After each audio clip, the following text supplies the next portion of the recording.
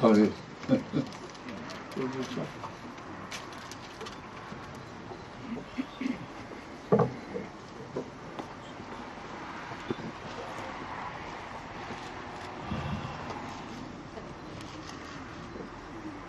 Monsieur le préfet, monsieur le député, monsieur le sénateur, président du Conseil général des Vosges, mon général,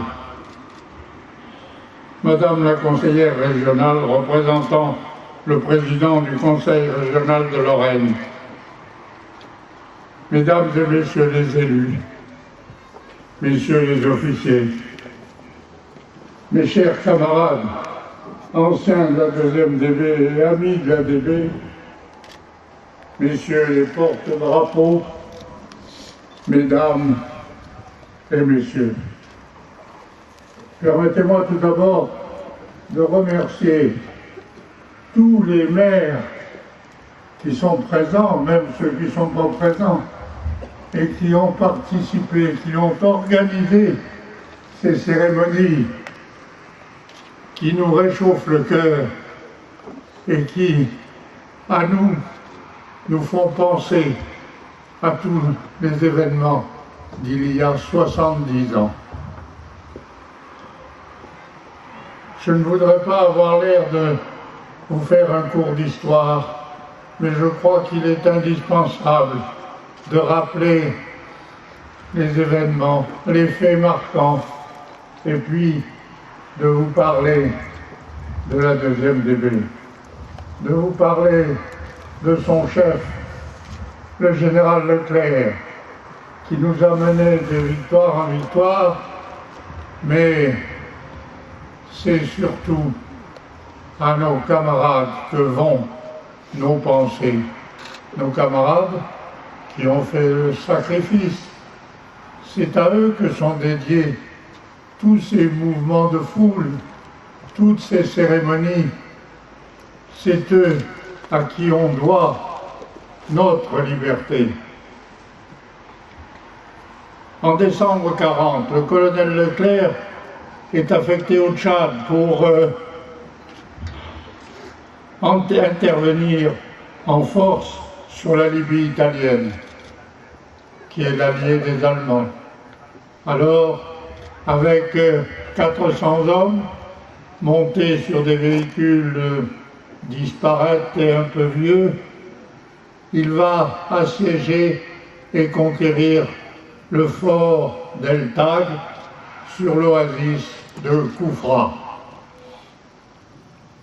Le 2 mars 1941, il va jurer avec ses hommes de ne déposer les armes que lorsque nos couleurs flotteront sur la cathédrale de Strasbourg. Ce symbole de cette ville située au bord du Rhin, juste en face de l'Allemagne, veut bien dire que si elle est reconquise, elle montre que tout le pays sera libéré. Voilà ce que nous appelons le serment de Koufra. Mais alors, quels sont ces Américains que vous avez vus arriver dans le fracas de la bataille? Vous les avez vus arriver à Dompierre, à Ville-sur-Illon, à Damas, à Béthélier, à Madone, à Lamray. Mais attendez, avant de les voir dans tous les patelins dans tous les pays que je viens de citer,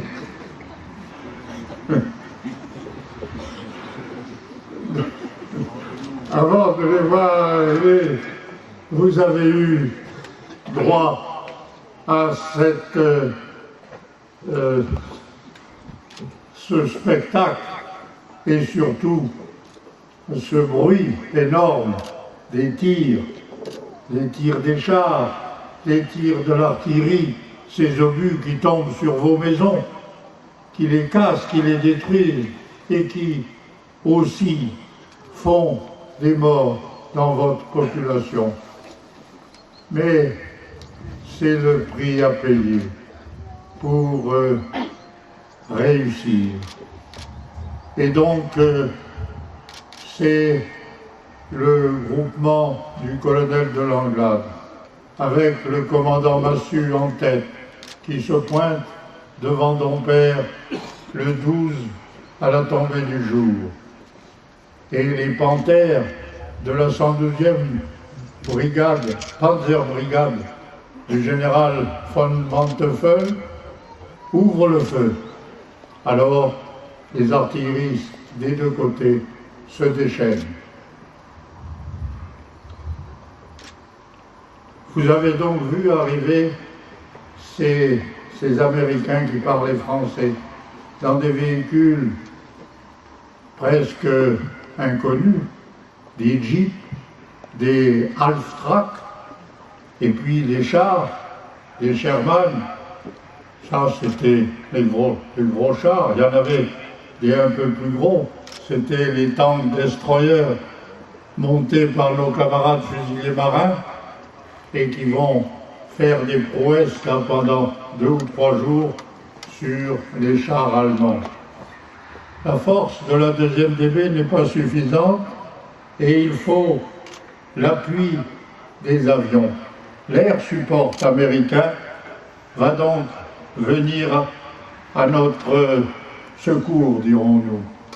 Et par leur piquet de plus en plus précis, ils vont se payer les panthères allemands. Le colonel de Langlade a installé son PC à Ville-sur-Illon.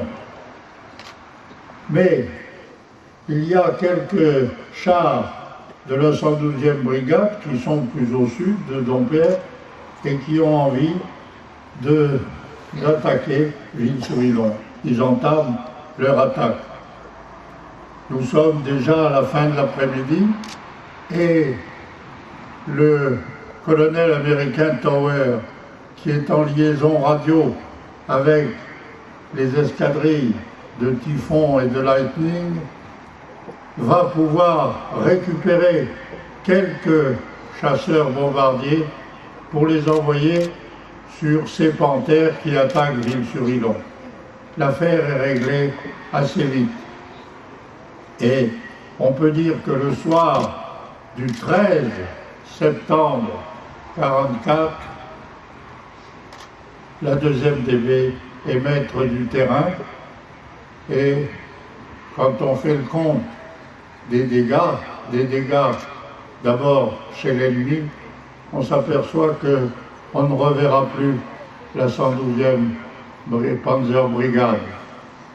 Elle a été complètement mise hors de combat et le décompte des panthères sur le terrain est de 60 panthères détruits, au minimum endommagés, et ils étaient 90 à l'attaque. Nous avons récupéré 2 panthères qui, eux, étaient intacts. Et quand on regardait leurs plaques de fabrication, on voyait qu'ils étaient sortis d'usine en août 1944, des engins tout neufs. Alors, nos camarades pilotes de chars se sont amusés à monter aux commandes de ces chars et à se promener un peu dans les environs de Dompierre. Et puis, en définitive, ces 2 panthères sont allés jusqu'à Paris, où ils ont été exposés devant l'hôtel des Invalides pendant plusieurs années. Ils sont maintenant au musée des Blindés à Saumur. Mais avant de vous raconter ça, je vous avais dit que j'allais vous dire quels étaient ces Américains qui étaient arrivés dans vos villages. Eh bien, c'était des gens qui venaient de partout, qui venaient de tous les pays, qui s'étaient engagés en 41, en 42, en 43 Et quand la 2e DB avait été formée au Maroc en 1943, elle avait été choisie par le général de Gaulle pour être une division un peu particulière, si bien que transportée du Maroc en Angleterre, la 2e DB traverse la Manche les premiers jours d'août 1944 et participe activement à la campagne de Normandie. En passant, on libère Alençon. Et puis le général piétine, le général Piaf, et avec sa canne, il tape par terre à chaque moment. Et il envoie des correspondances et puis des messages, et il demande ardemment à ce que la route de Paris lui soit donnée comme objectif. Après beaucoup de tergiversations, dirais-je, Paris est donné comme objectif. Et le 25 août 1944, la 2e DB arrive, après quelques jours de combats meurtriers, dans Paris, à Paris. Elle vient aider les forces françaises de l'intérieur, les FFI. Elle vient les aider à surmonter les difficultés qu'apportent en particulier les chars allemands qui sont au Luxembourg ou encore dans les Tuileries. Paris est libéré. Paris est libéré le 25 août au soir, et le lendemain, le 26 août, le général de Gaulle descend les Champs-Élysées, acclamé par une foule de 2 millions de Parisiens et même des gens de banlieue. Voilà comment la 2e DB a libéré Paris. Mais c'était Strasbourg l'objectif. Et donc il fallait traverser la Lorraine. Et parti de Paris le 8 septembre, Contrexéville et Vittel sont libérés le 11 et le 12. Et je reviens au début de mon propos. Dans la nuit du 12 au 13, on est grand-père. Voilà ce que je voulais vous raconter. Excusez-moi si j'ai été un peu long, mais c'est difficile. C'est difficile de réduire au minimum toute cette histoire que nous portons avec vous, mes chers camarades. Nous la portons cette histoire sur nos épaules. Nous la portons, j'allais dire vaillamment, ne me regardez pas. Nous la portons et nous vous remercions tous ceux qui ont constitué les éléments qu'il fallait pour faire des cérémonies. Monsieur le maire a parlé du devoir de mémoire et je vous remercie d'avoir parlé aussi du travail de mémoire. Et encore une fois, c'est à vous les jeunes que je m'adresse, de la part de tous mes camarades, de la part de tous ceux qui ont fait le sacrifice de leur vie pour que soient éliminées ces forces du mal, ces barbarismes qui n'étaient déjà pas d'époque. Nous avons vaincu. Je ne vous cache pas que nous en sommes fiers. Mais nous passons le flambeau. Ça, c'est l'histoire inéluctable des années qui passent. Maintenant, nous passons le flambeau à vous les jeunes. Continuez.